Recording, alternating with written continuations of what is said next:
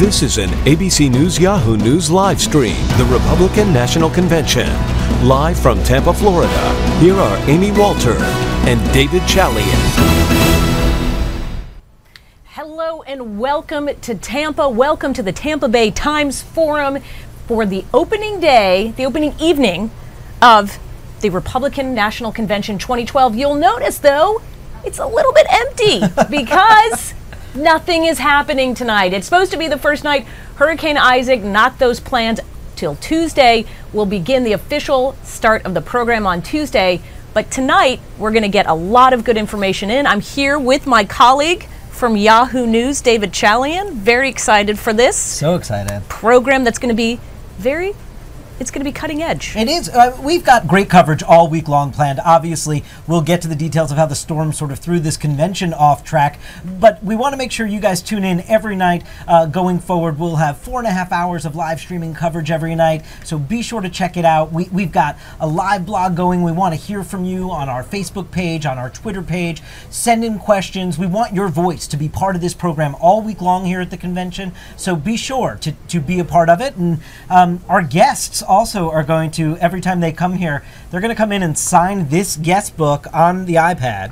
And we'll snap a photo of that, put up on Instagram, and on abcnews.com you'll be able to catch a whole slideshow of all our guests coming in, and they're going to do a little doodle. Right. People have already, we had one guest already from the RNC, communications director. What symbolized life for him? R&R. He's hoping to get a little rest and relaxation after this. But Amy, you are right. It is quiet and empty in the hall, and that is all because of Isaac coming up into the Gulf Coast. And clearly it's had an impact here, but it will have an even greater impact, obviously, when it makes landfall on the communities where it is headed.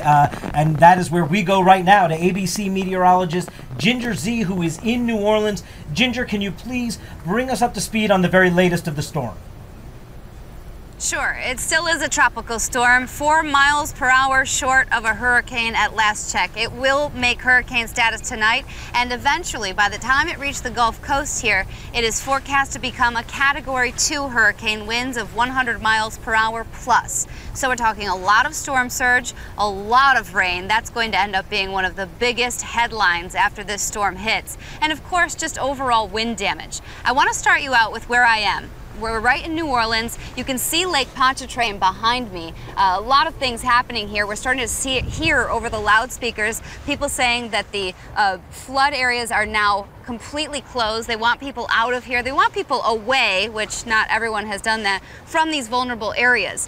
When Katrina happened, let me show you something. The storm surge got so big that it actually pushed the waters of Lake Pontchartrain up and over levees. Now I'm standing on an earthen levee, one of many types that has since been a little higher, but when Katrina happened it was lower, and the water pushed up and over into neighborhoods just like that. That was all part of that big disaster. So will that happen again? That was a question that I had, and we spoke with one of the colonels from the U.S. Army Corps of Engineers, and he said absolutely not. This is a completely different storm, and New Orleans, he said, is a completely different city. Their levee system has changed. 133 miles now has been changed of levees around this city, and they are so ready and confident that their control systems are going to work. So again, Lake Pontchartrain, you can also see the surf kind of kicking up, the winds picking up here as well. Right after we leave from here, Sam Champion's going to take over the coverage in New Orleans, and we are going to go east to Gulfport, Mississippi.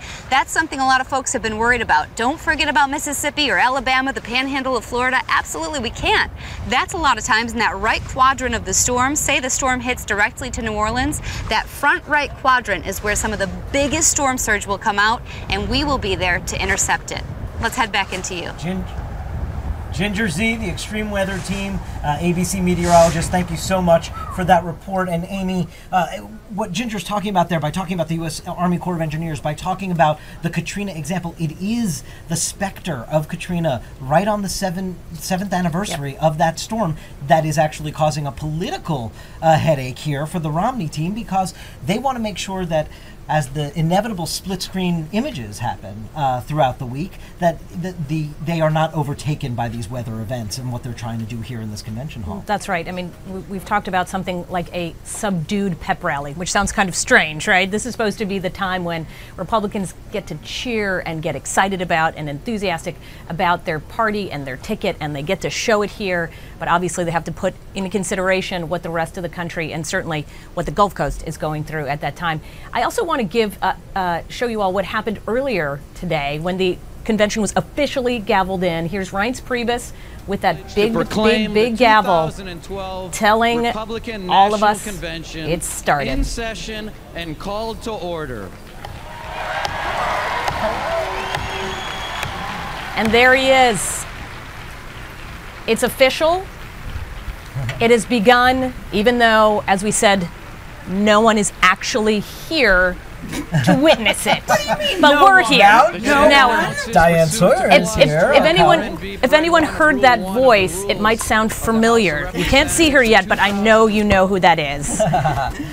Our intrepid anchor. I came over here where the action is. I heard. Now, Diane Sawyer has been doing more than just anchoring. You spent some time in Tampa today, and I heard you had quite a time. It involved mojitos, Cuban sandwiches. That's what we heard.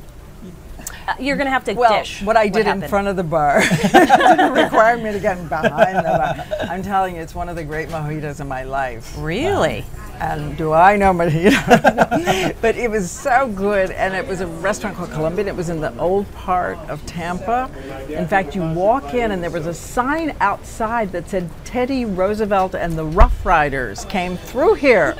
Came through this to get this port in order to get on the boat to go into Cuba. Oh, I thought they came through to get the mojitos. We don't know about that. If they had known, they might have to. No, it was a wonderful restaurant. We had Cuban sandwiches, which I made in the kitchen, and it was all just a great treat. And it's such a beautiful area, and this restaurant has been in his family for years and years and years. And it's quite a family. His father was a classical violinist. His mother was a pianist at Juilliard, and they also have this restaurant downtown. And did you find when you were talking to folks out and about today that they are keyed into this convention, that there's interest? They're completely keyed in, and of course they all think that they could have been here and they could have been doing what they came here to do, which is true, except of course they had to be careful initially, and they respect that as well. But they cannot wait to get here and begin in earnest tomorrow night. And do they really think this is going to help them economically? I mean, is there still here some in Tampa? Here in Tampa? Yeah. Was there 175 million, don't they think, that they're going to be bringing in from this? And you know, 50,000 people.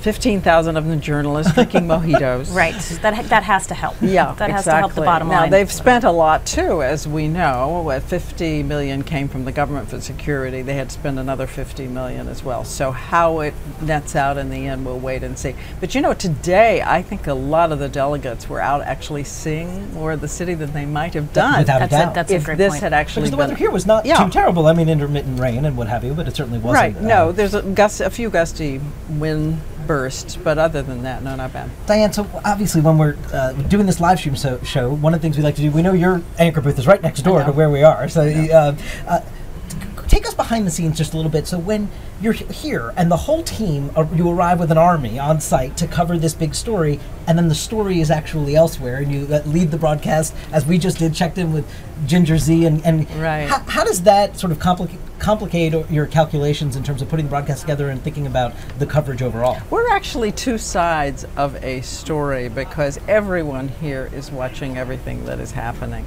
And our team was out. Sam Champion was out, and Ginger Z was out, and Matt Gutman was out tonight. So that we started off the broadcast tonight, and we went straight to the Gulf, and we covered what was happening there. Respectful that our few wind gusts here were not nothing. Really anything by comparison. So we spent a lot of time on that, knowing that we would come back into this hall. And you know, I talked to Speaker Boehner today, who's the chairman of the convention, and I said to him, do we have to mute the tone? We looked up at these 120,000 balloons, by the way, waiting up there, and how do you drop fewer balloons if you need to celebrate in a different climate, in a different atmosphere? And he said, those calls are going to be made really by the Romney campaign and by the RNC together. And I know you also sat down with the Romney boys. Yes, all I of did. those boys. All 5. So what did you learn from them about their dad? I believe I can disclose this to you. Oh. Even though on World News, I ask everybody to go online. His big hit, his big Roy Orbison hit, is Crying, which he sings while cooking in the kitchen. Wow. I learned that. I would not have guessed Do they that. say he's a good singer? You know, they sing. They didn't give him. They didn't hold up signs, but they said he sings all the time. All the time. We talked a lot about coming into this moment after the thrills and agonies of a long campaign trail, and they said that at the end of the day, he's dad.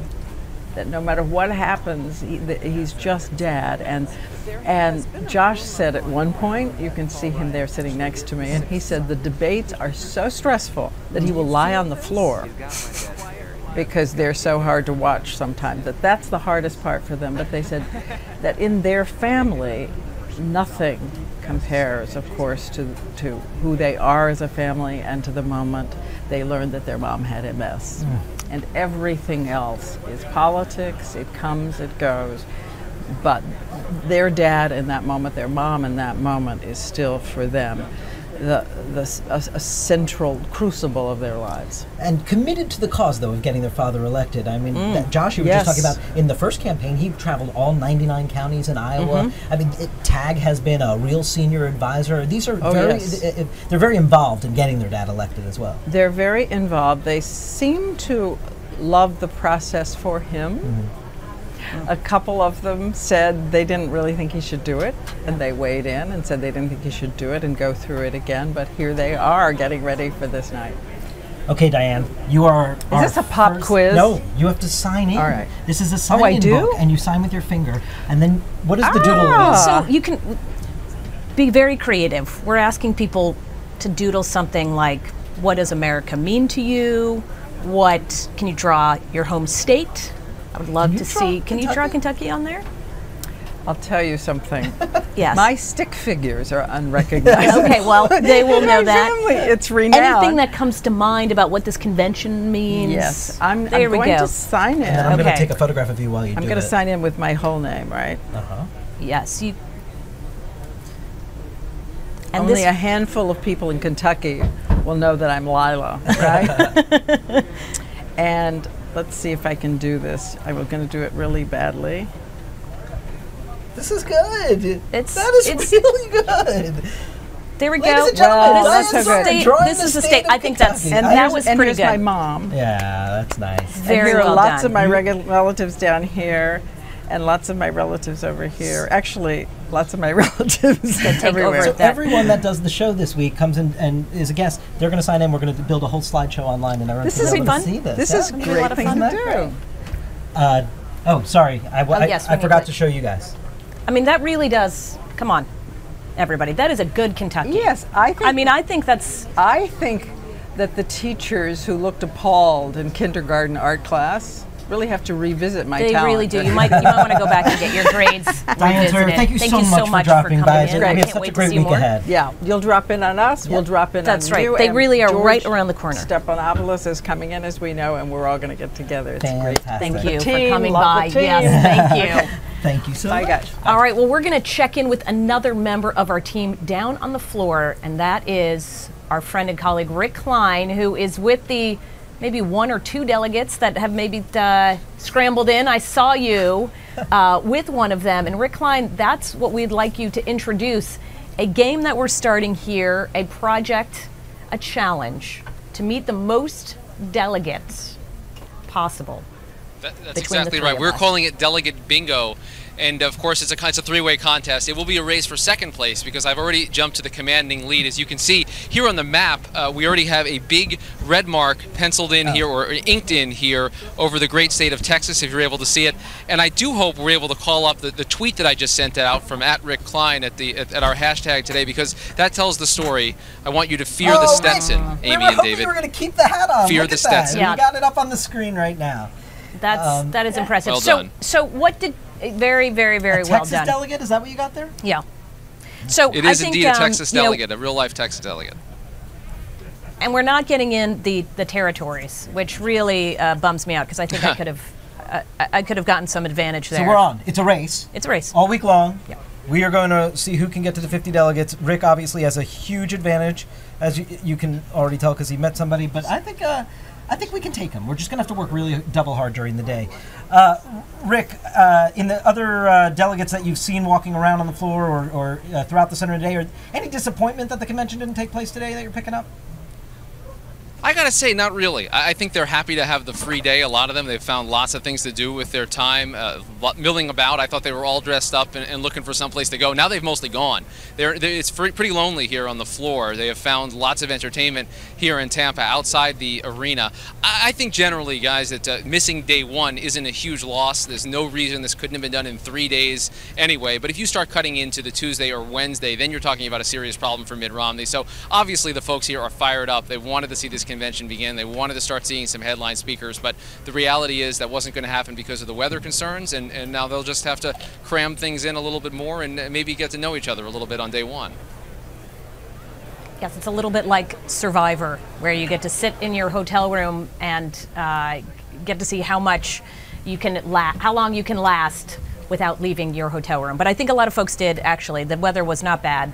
They were able to get out and about, and they might have spent some money in Tampa, which the Tampa organizers have to be happy about. Rick, before we let you go at this moment, I just want to maybe add an additional challenge to our delegate bingo. And maybe that is that you have to be in the sort of native hat for each of the state of the delegate you mean, and take a picture of that like you did with the cowboy hat. And that at least then gives us a little bit of a chance to compete here. So if you don't get a photo with a hat from that location, then maybe it doesn't count. What do you think about that? Can we add that to the rules?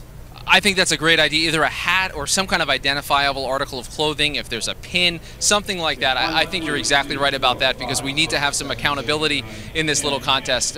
But as people filing in, they were here from all the states already. You mentioned the territories, they're here as well. People are excited about this convention. One caveat I would say is there's a lot more excitement about beating Obama than there is necessarily for electing Mitt Romney. That's one of Mitt Romney's many challenges this week. Rick Klein, thank you so much for joining us right there from the floor of the convention site. We appreciate it. We now turn our attention to, as we've been discussing all evening so far, the complications here in pulling off a convention with this other news event, this weather event happening that's not in control of the Republican Party or the Romney campaign. And for that, we turn to Sean Spicer. He's the communications director of the Republican National Committee. This is your party you're throwing, man. Thank you very much for being here with us. We appreciate it. Absolutely. It's Mitt Romney's party, and we're glad to support it. So, Sean, tell us a little bit. Obviously, you can't control a storm, and you continue to watch it. You made this change today. How much do you lose by canceling a day of the convention? And if we can squeeze 4 days into 3, why don't these things just are normally 3 days to begin with? Well, you'd like 4. I'd rather have 4 than 3, but you have to do what you have to do. First and foremost, the safety of the people that were traveling here and that are here had to be paramount. And that, what people sometimes don't understand is sometimes they see a picture of Tampa and they say, hey, it looks great there, but there's a lot of roads and bridges that help get some of the delegates from the St. Pete and the Clearwater area over to here. And we have to be concerned with their safety. Second, there's tents and other things that maybe will pick up in a windstorm. And again, we don't want people out where they're going to potentially be hurt. And it's not just the delegates, it's the residents, the volunteers, the law enforcement who have all made this such a great event. So you have to do what you have to do to make sure that that the safety of the people around here are taken care of first. So can we talk about tomorrow? Yeah. We know right now, at least the storm track looks right now like it may hit shore somewhere around New Orleans, maybe Mississippi, Tuesday night. Mm-hmm. Do you reassess Wednesday morning about what a Wednesday program looks like? Well, we're constantly reassessing. I mean, as you've noticed, as David just pointed out, we have sat down, we've kept a close watch on the storm and stayed in contact with local, state, and federal officials about what's going on. Constant contact with the National Weather Service, Governor Scott's office as well. And so we are constantly reassessing and looking at the situation. And reassessing to a point where you could say, we're calling off Wednesday. Well, as we did with this, if there is there is the flexibility in a schedule to do what we have to do. Our focus is to go forward tomorrow. We've got a great lineup, Governor Christie, Mrs. Romney, and so we look forward to really kicking off tomorrow with both the proceedings, the roll call, some of the business that has to get done, and some of the great speakers that we have lined up. And we're going to, just continue to go forward as we have, now. I don't. Well, you came in and Diane Sawyer was here chatting. I don't know if you caught what she was saying, but one of the things she talked to Speaker Boehner about was never mind the possibility of, as Amy was suggesting, maybe you have to actually alter the schedule, but just the optics of sort of a balloon drop and a big party if on the other side of the television screen is a storm damage in the Gulf Coast and this resonance of other storms we've seen there. Not that anyone is predicting this to be as bad as Katrina, but just that whole notion of an event overtaking the events in this hall over in New Orleans that has that kind of resonance while a party's going on here. How do you balance that? How do you figure that out? Right. Well, in the same way that we looked at the situation and said, okay, what do we have to do to take into consideration the safety of those in this area? Right. Now the question, as you pointed out, becomes the safety and well-being of those folks in either Mississippi or Louisiana as this storm hits landfall. We've got a lot of really smart people that are helping to put this together. You saw that we were able to pivot and be flexible when the weather warranted a concern here. We'll do the same going forward. And you can only, I mean, it's the same thing with programming. I mean, you guys have sent all crews down here, and now you're saying, okay, if there's landfall, do we send a news crew somewhere? We're being as flexible to some degree as the news organizations that are covering us, saying, okay, what do we have to do should something occur? Are you guys in close contact with the Bobby Jindals and Phil Bryants of the world? Are you guys talking with the governor's offices of these There are people states? I mean, there are folks in the campaign talking to them from a safety and security standpoint. What we don't want to do, those governors, Governor Jindal, Governor Bryant, and others, the governors of the Gulf states, they have made a very important call and said, hey, our number one priority is Right. the safety of our states. Right. We're not going to get in the way of that and say, hey, here's what time the show goes on. I mean, they are doing the right thing. They're leading.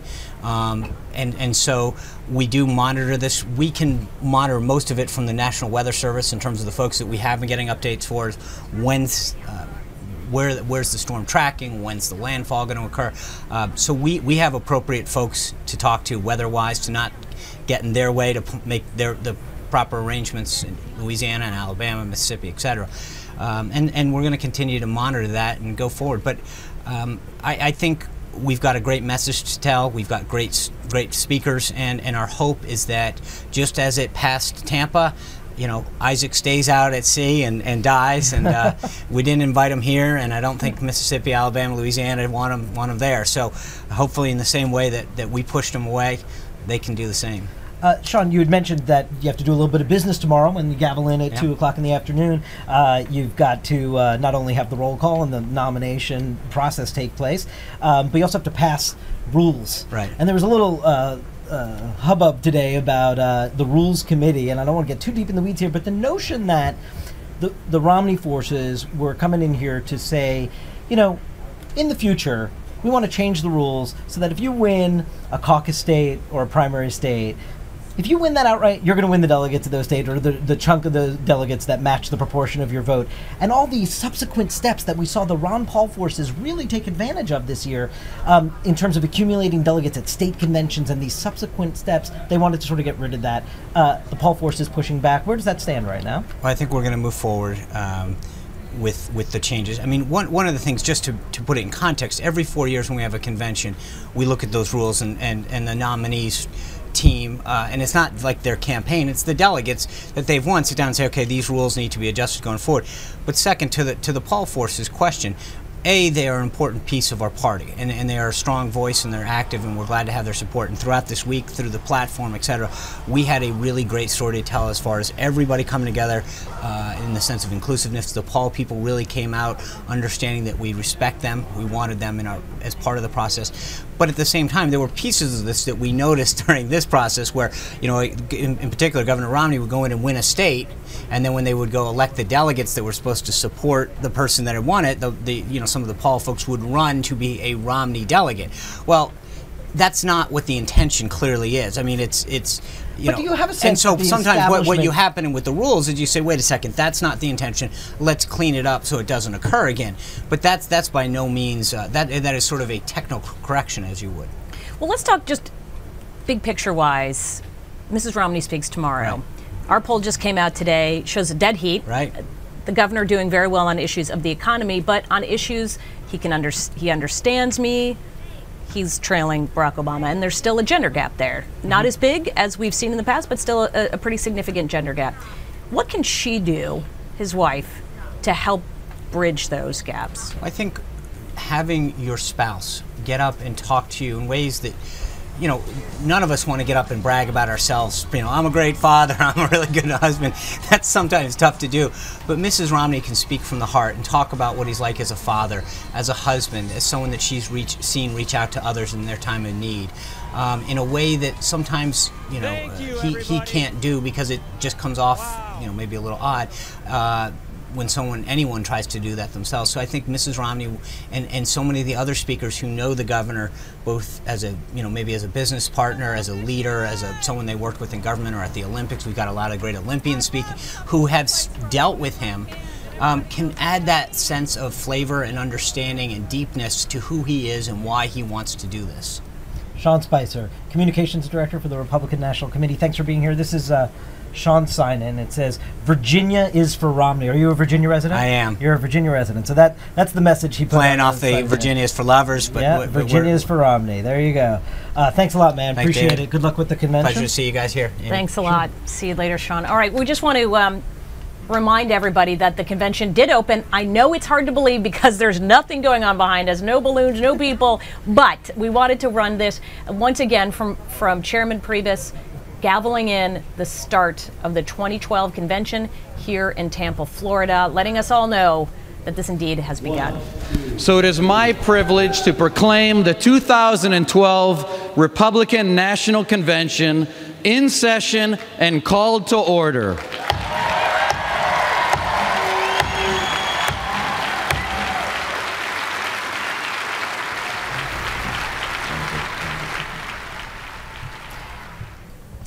That was Chairman Reince Priebus, who also unveiled a new national debt clock here today. This is a little messaging that the Republicans are doing to show from the moment the convention was gavelled in, there you go, right there, from the start, to when the convention ends, how much debt the country is accumulating here. This has been a big part of the message from Mitt Romney all year long about spending, and you can tell they gavelled in at 2 o'clock this afternoon, and we're already up here at $349 million. Yes, and I went and looked at some of the issues, of course, in our poll, and obviously on the deficit, Republicans doing much better on that issue, trusted more by Americans. On the issue of Medicare and some other ones we can talk about later, but that's where it's a little bit closer. But the deficit, Republicans certainly have an advantage, and they really want to promote that. Of course, we would like to bring in our next guest. Very glad to have him. This is Republican Congressman Chaffetz from Utah. Thank you for coming in and joining us. Thanks for having me. Appreciate it. Yeah. Now, the first question is a home state question, which is this. I know Salt Lake City was in the mix at one point. Yeah. Are you kind of wishing we were in Salt Lake City now? It would be a little bit drier. And, you know what? They were having a great time in Florida. But for me, being in Utah, it's kind of fun to be in Florida. But at some point, I hope Utah and Salt Lake City gets a chance. We hosted the Olympics. We could do big events. It's a great place to have a convention. And at some point, I hope we're able to host the RNC. I'm a big fan of Salt Lake City. So if anybody's listening, Sundance, right? Listen, Sundance Film it's great Festival, weather, no humidity. Big fan. Okay. Yeah, exactly. Congressman Chaffetz, obviously you've been a big supporter of Mitt Romney as you campaign throughout the whole nomination season. Yeah. You are on the phone and talking with the campaign all the time. How much, a sense from inside the campaign right now, concern that the messaging here is being overtaken by news events, and does there seem to be a lot of concern about that inside the campaign? Well, look, the big moments are the next 3 nights, because an opportunity for the country to hear Ann Romney, to hear Paul Ryan, and then hear Mitt Romney with the introduction by Marco Rubio. So, and I think actually when you hear Bob White talk about his story, I think people will be amazed. It's not on anybody's radar screen, but it's an amazing story.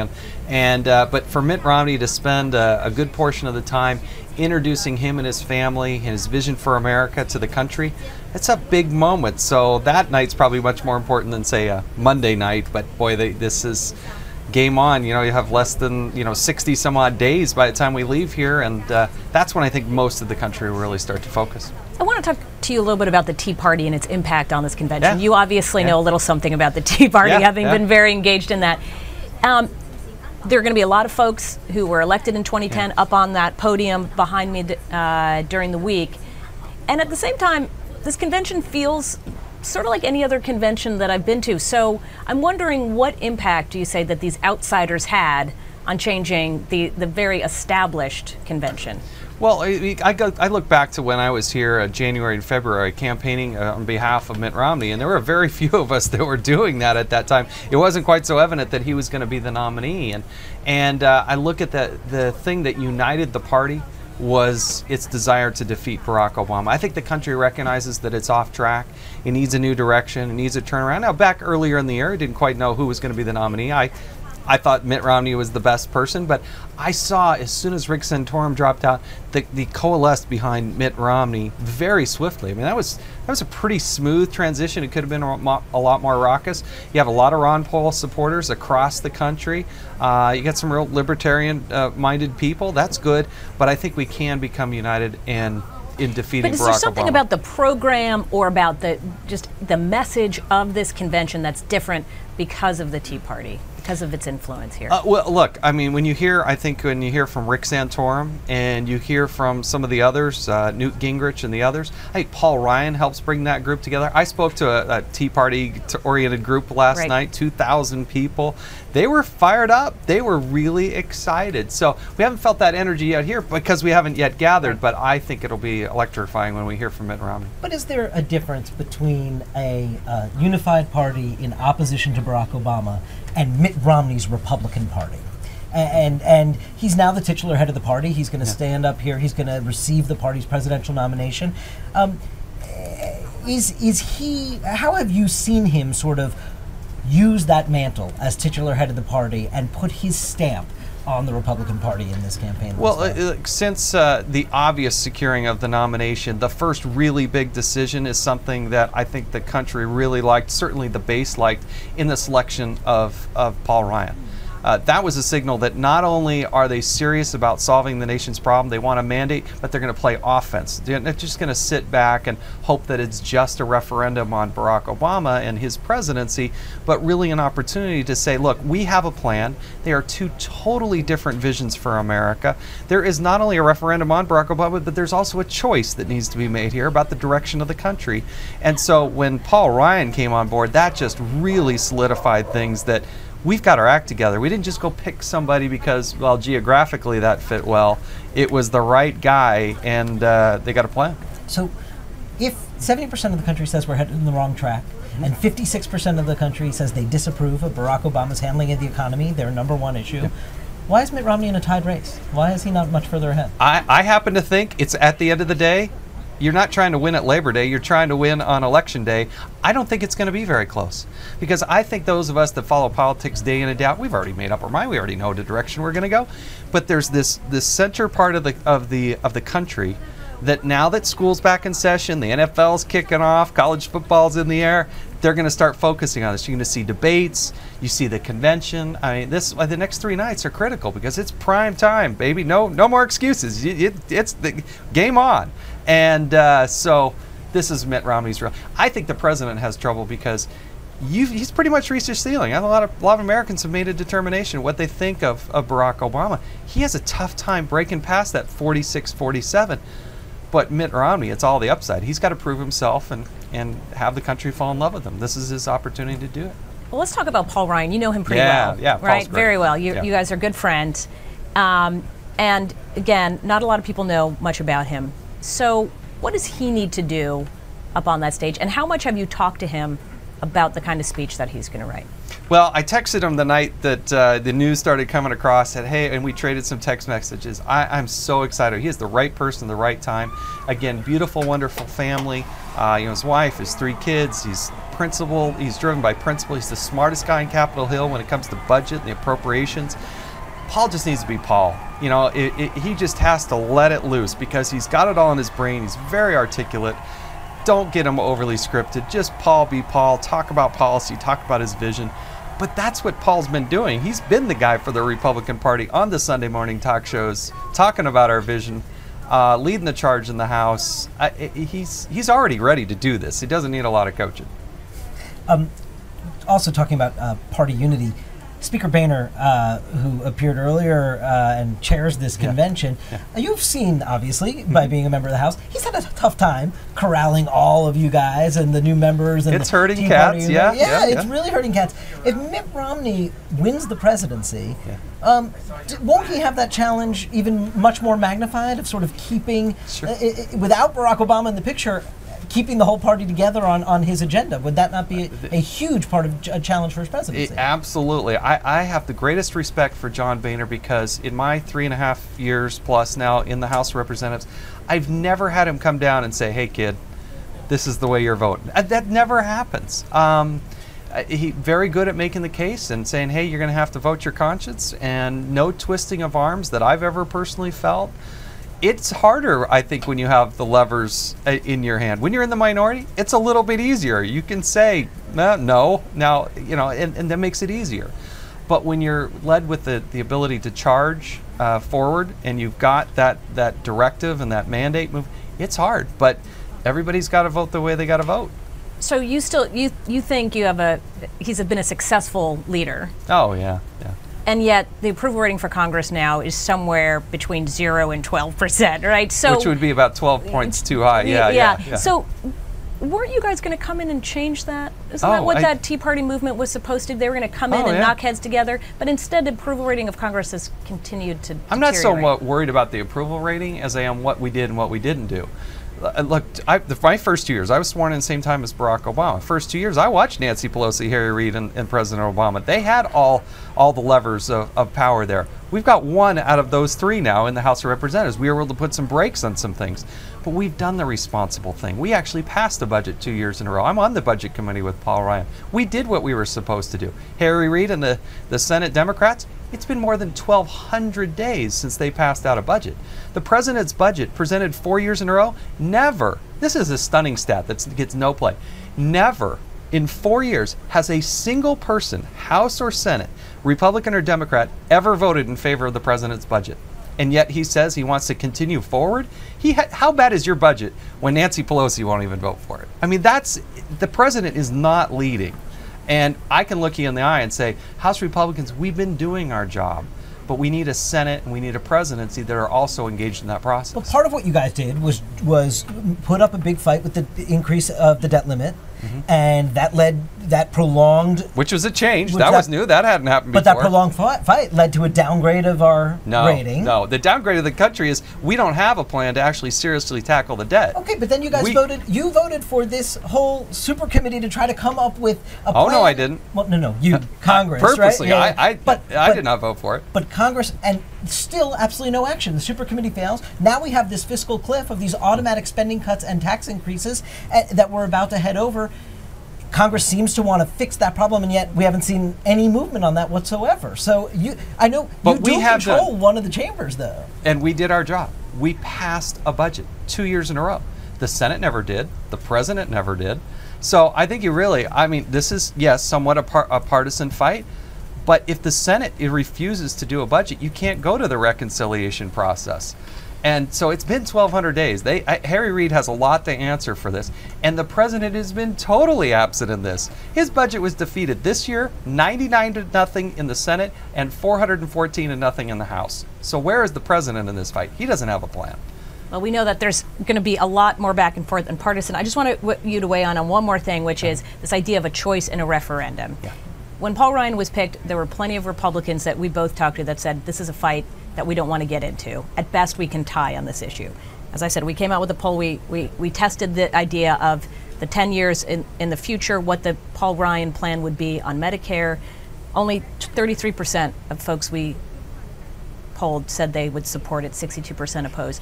Is this really a fight you want to have? You want to go on offense on this? You have to do it in order to help get our fiscal house in order. And when people, even if you could lose the election, you're still willing to fight. You don't want to win just to become the president and the vice president. You want to win because you actually want to change the direction of the country. The reality is President Obama took over $700 billion as a piggy bank out of Medicare and threw it into Obamacare. The country's got to realize that. The only way that you're going to solve this problem is to deal with it with the younger generations. And what the Republicans have said, what Paul Ryan has said, what Mitt Romney said is, if you're 55 years old and older, we're not going to change that for you. But for younger generations, you have to change the trajectory. And anybody who understands the process in Washington, D.C.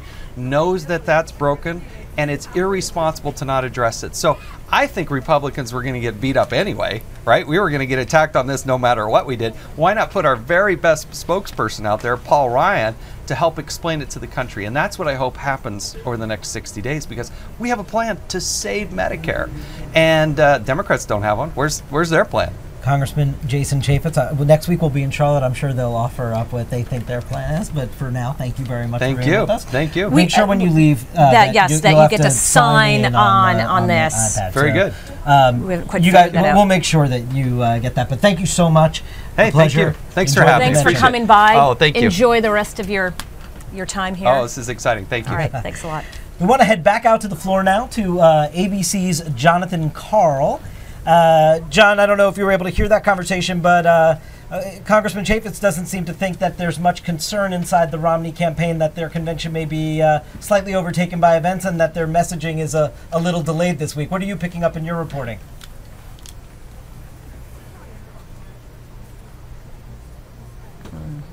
Hey, do you hear him? Okay. John, I'm so sorry. We're having a trouble with your audio. We're not able to hear you. I'm sure we're going to get that worked out, and then we will be sure to come back to you and explain to our audience why you're in the middle of all the territories of there, all the Northern Mariana Islands. Okay. We have John Karl back. John, from the floor, can you hear us? We'd love to get your take on what you're hearing about concerns in the Romney campaign about a shortened or at least split screen convention.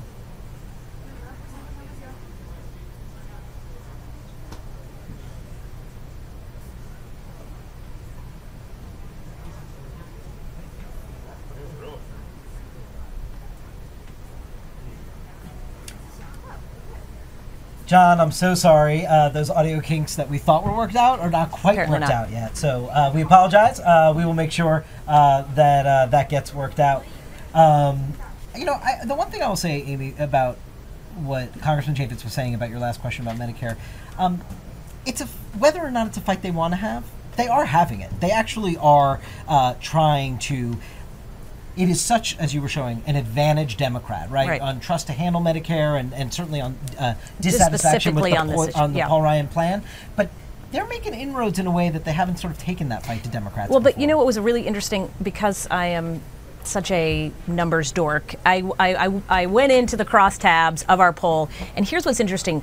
For all the talk about they're worried about losing seniors, it was actually younger voters who were more skeptical of Republicans on Medicare. So when you ask 65 and older, they slightly gave the advantage to Mitt Romney on Medicare. You ask people 30 to 39, huge advantage for Barack Obama. So for all the talk about the younger generation, they're willing to sacrifice, they know what the future is going to look like, I don't think so. I think what they're saying is, hey, you guys got yours, we deserve getting ours. So it's not going to be, I think, as easy as they expect. Right. We are going to turn now to our Yahoo News colleague, my Yahoo News colleague, Olivia He can be a Knox, colleague of mine as well. Yes, good, I'm glad. Our White House correspondent, who's normally covering Barack Obama. That's right. There's not an Obama administration official to be found here today. That's right. There are a couple of surrogates, but no officials that I've spotted yet. But Olivia, in talking to the folks at the White House, and as they see our news media attention being sort of split focus and focusing on the storm, and we see these readouts from the White House on the president is very active with this storm preparation, do they see some political advantage for them to sort of play a role this week because he is the president? Well, sure. I mean, in talking to the officials at the White House, you hear that if the campaign and the convention is an audition for Mitt Romney for the biggest political role in the world, it's also a chance for President Obama to show that he has that role already. He's locked it down. And events like today, wherein the president held a briefing first with emergency responders, the FEMA director and the National Hurricane Center director, and then with Gulf Coast governors, he gets to remind everyone that Mitt Romney wants to be president, but he is the president. This is the power of the incumbency at work. Now, Olivia, he has, though, his own politics at stake here, too. He has some of the similar optics problems. The president is supposed to go on a bus tour, or whatever the equivalent of a college tour, Iowa, Colorado, and down into Virginia. Is there any word about whether he's thinking about canceling those, or would the show go on regardless of what goes on in the Gulf? Well, it was interesting today that neither the president nor the vice president had any public events, and it seemed like they might be, hedging their bets a little bit to make sure that he wasn't seen out campaigning, fighting the partisan fight while the storm churned toward the coast. I haven't detected any hint yet that he might postpone or temporarily set aside the trips that he's doing to Iowa and to Virginia. But of course, that's obviously always a possibility. We already have Vice President Biden canceling or postponing his plans. He was going to come right to Tampa, right to what Democrats were referring to as the belly of the beast. And that obviously hasn't happened. So of course, he has that same problem. He has another problem, which is that if the storm turns out to be a real mess, and if in any way the federal response is faulted, he remembers Katrina. He remembers what happens then. So it's the power of the incumbency, but it could be a double-edged sword. Yeah. And Olivier, you were talking. Amy was just laying out the campaign schedule. It's not all that common for the other party's nominee, or in this case, incumbent president, to campaign and be out there on the trail during the week of the opponent's convention. Sometimes history has said, if we look for examples, they kind of sit back a little bit and give the other guy a chance at the week. That's not the case with the Obama folks. Right. Well, you know how both sides are insisting, no, we respect the other guy, we like the other guy, we want the other guy to do well, golly. This was a great behind-the-scenes moment because from the Obama campaign folks, we heard, well, we don't think Mitt Romney's going to sit still while we have our convention, so we're gonna go out there and get on the stump and campaign. And then from the Romney camp, you had, well, if they are going to campaign, then we're going to do the same thing. We're going to hit back 10 times as hard, I think, is what RNC Chairman Reince Priebus said. And now the Obama campaign is saying, you see, we told you they weren't going to. I mean, it's kind of a chicken and egg problem, but they definitely are bucking convention, so to speak, here, and they're going to be on the stump, and it's not that common. They usually recede at least a little bit. Did you see that play of words on convention that he did there? Yeah, he's a very talented, man in that case. What do you expect from the Obama campaign, that if indeed they get themselves on the trail? What's the message? Is it just to rebut everything that gets said here, or are they just going ahead and sticking with their script? Well, there are two sides to this. One is the rebuttal. One is the he said this today, but in fact this is true. That sort of is standard. But that's falling mostly right now to a lot of the surrogates, both here in Tampa and elsewhere. What is more likely as the president goes on the stump is that he's going to be out courting young voters and courting women, both absolutely critical components of the coalition that put him in the White House in the first place. He's going to be in places like Iowa, where the campaign says that Iowans are especially receptive to that kind of small, very personal politicking. And so it's going to be a little bit of both. But for the president himself, it's going to be very much courting those voters. And I don't think he's going to do a lot of rebutting of what's happening here. There. Olivier Knox, Yahoo News, White House correspondent, thank you very much for joining us. And of course, you're going to have to do it once you leave. You did hear, but yeah, you need to do it. Oh, you did? I thought this was why we're buying groceries. It was one of those. I don't even know what this is. What is that? Well, it's a storm front. It's moving across. I don't know. I don't know, but it's creative. Thanks. Yeah. All right. Thank you, Olivier. We're going to get one more check-in from the floor from Rick Klein. And Rick, I don't know if you can tell us where you are. Okay, you're in New Mexico, which is interesting to see. No more Texas, but you're in New Mexico. Rick, I'd like to get your perspective and your look ahead here about, again, we may have the split screen. We've talked a lot about that. But what really do we need to see tomorrow? We have Mrs. Romney. We have Chris Christie. You couldn't get two more different personalities getting up on that dais tomorrow. What message is the Romney campaign trying to send? This is going to be mainstream Mitt's week, and I think Chris Christie and Ann Romney are actually interesting bookends in doing that at the primetime hour. Chris Christie is, bottom line, one of the most effective political communicators of this or any generation. The guy just says it the way it is, and you can't help so we obviously are having a little audio problems here with Rick. Rick, I'm sorry to say, all your brilliant insights are now failing us. We cannot hear you, but we will soon be able to get them all. We could turn around. We could have them shout. Did we invest in megaphones? Because I think that would be really good. Are you getting me at all, guys? Hopefully we'll get that worked out. I do want to just, there's this great little statistic. We have a team of people. Part of what we'll be doing all week long here is bringing in some social sentiment analysis of what's going on in the social space, on Twitter, through our partnership with Intensity.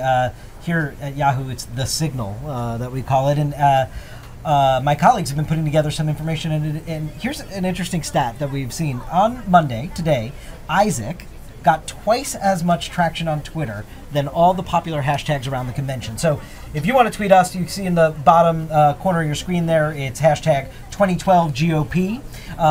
The official convention hashtag is the reverse of that. Other hashtags, RNC, 2012, what have you. Looking at all of that, all the activity in the social space, we're learning, was only about half as much about the social activity around Isaac. That's right. And the really big story is going to be, of course, is going to be whether or not that continues as we move into a real day when things really start. Can Chris Christie overcome Isaac? That is a showdown. And I think, I don't know, who would you bet on? I would bet that Chris Christie would bet on himself. All right. That's what I would bet. All right, Rick Klein, I think we have you back. Do we have you? Yes. Brilliance delayed is not brilliance denied, am I right? Nope. So sorry. We're going to have to set a new rule. Let's not go back to the person until we can actually make sure that all the kinks are worked out. I'm sorry, folks at home, but we will iron out all the kinks. I'm glad maybe that the convention had a night off so that we can is our time to get this all worked out. To really iron out the little things. And tomorrow you will also see us with big fat headphones on, because we will be competing with the throngs of people in here, who are going to listen to a whole bunch of speakers. We're starting at 2 o'clock tomorrow because I got to pack all these folks in. And then, as we know, the real gem of the night belongs to Mrs. Romney and to Chris Christie. Chris Christie, who said he's been working on his speech for some time. I'm wondering how nervous he is about getting. I mean, he's used to getting the national spotlight, but this is very different. I spoke with one of his aides about the speech preparation and how it was going, and I said, "So is Governor Christie nervous?" And Governor Christie's aide said he would say he's not nervous, but it sounded like the aide wasn't so sure. They'd done some rehearsals. They understand how big a moment this is, right? We've seen keynote speeches launch presidential candidacies. That's right. And such we've seen as in them 2004 in Boston. Barack Obama's keynote speech at John Kerry's convention obviously launched his candidacy. And Chris Christie obviously was very much... folks were trying to recruit him into the race this time around. He passed on that. He was part of the vice presidential sweepstakes. There's no doubt that if Mitt Romney does not win in the fall, Chris Christie is going to be right at the top of everyone's list of people expecting to jump into that 2016 race. And we will look back at this moment and how he does to size up whether or not that makes sense for him as a 2016 contender. And the Chris Christie speech, I think, tomorrow night is also going to set the tone for this entire week, which is the balance between being anti-Obama, which we discussed is so much about the Republican message. That's what they're really coalescing around right now, is that they don't like Barack Obama. But can they move the debate forward? Can they also make this a pro-Romney message? Can they make this a pro-Romney convention and fill in those gaps? I mean, this is really what we see in polling when we talk to voters. We also hear that they just don't know much about Mitt Romney, what he would do and what he stands for. This is the opportunity to not just fill in the, as I said, fill in the blanks, but also fill in some of the details. And if you look at all the programming for the rest of the week, Amy, I think it's pretty clear that the Chris Christie speech will be our most combative, high-profile speech, right? I'm sure everybody will have a touch of red meat, including Paul Ryan in his speech, including Mitt Romney in his speech on Thursday night.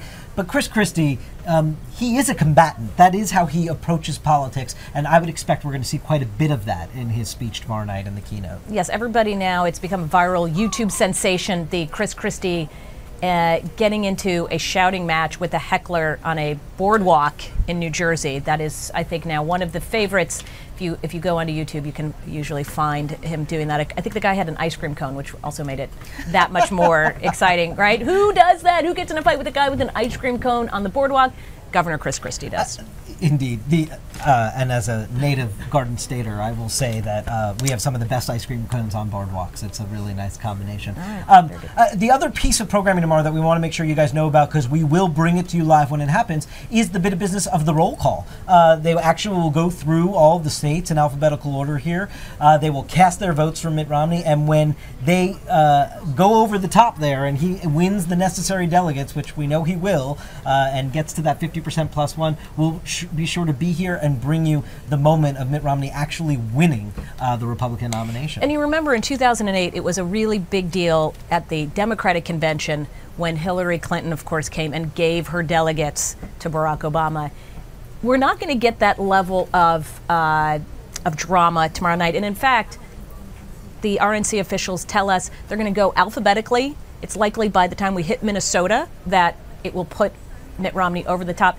Normally, though, isn't this true that what we normally get at a convention is you game it out enough so that your home state or the state that means so much to you is the one that gets to put you over the top? Battleground state, usually. And Michigan, you can't see that here, but Michigan is prime real estate right in front of the podium. So my expectation was that Michigan was going to be the state to push him over the edge. Minnesota, though, the home state of Tim Pawlenty, that now twice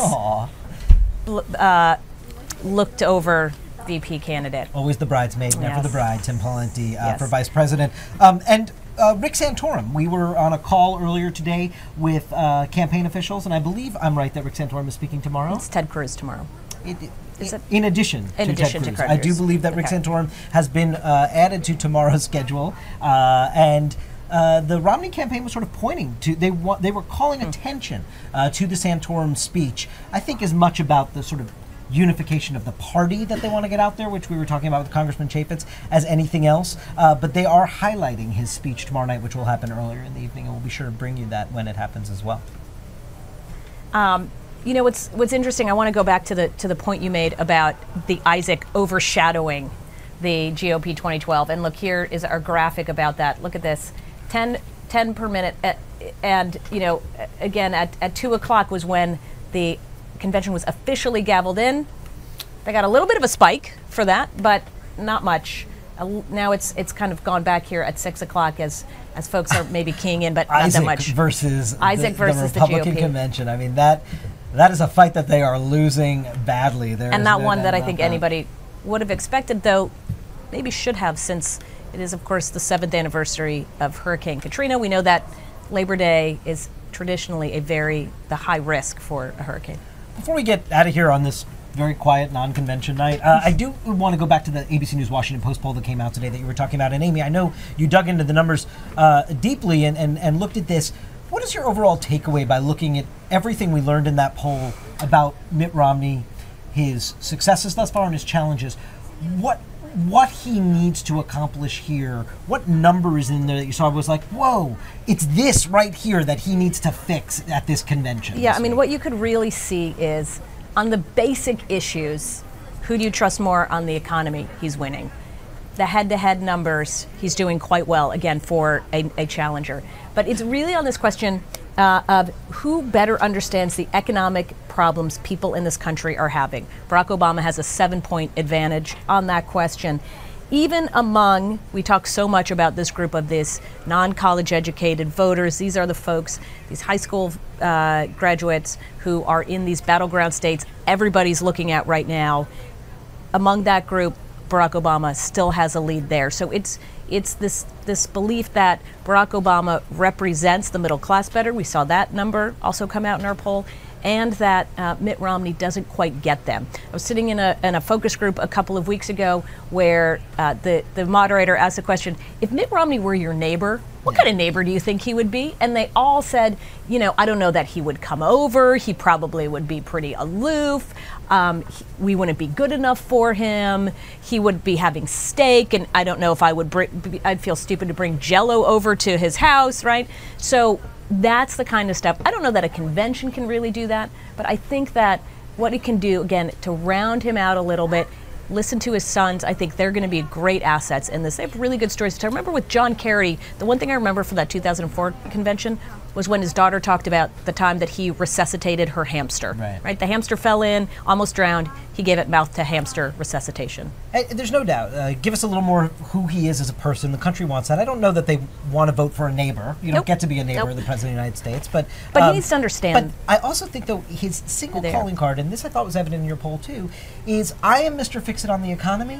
Well, he, as much as he has been saying that, he hasn't actually sold and convinced Americans of that just yet. So although they don't necessarily think that Barack Obama has been the best steward of the economy, he does, I think, in this convention, if he doesn't come out of here Thursday night answering that question a little more, giving Americans the chance to tell their neighbors, their family members, of why Mitt Romney can fix the economy, then they would have failed here. They're going to need to work on that piece a little bit. All right, well, we are out of time, but we are very much looking forward to coming back here. Can't wait. Same time, 7 o'clock tomorrow night. In this hall, we will have convention goers, we will have speeches, we'll have great interviews, we have interaction with you. Remember Yes, the we'll have hashtag you, the audience. 2012 GOP. Make sure to send all of your tweets to us, Facebook us. We want to hear from you, and we'll answer as many questions as we can get to. And of course, hope to interact as much as possible. Good night from the Tampa Bay Times Forum here in Tampa. Thank you so much for watching. We'll see you right back here tomorrow afternoon and tomorrow evening.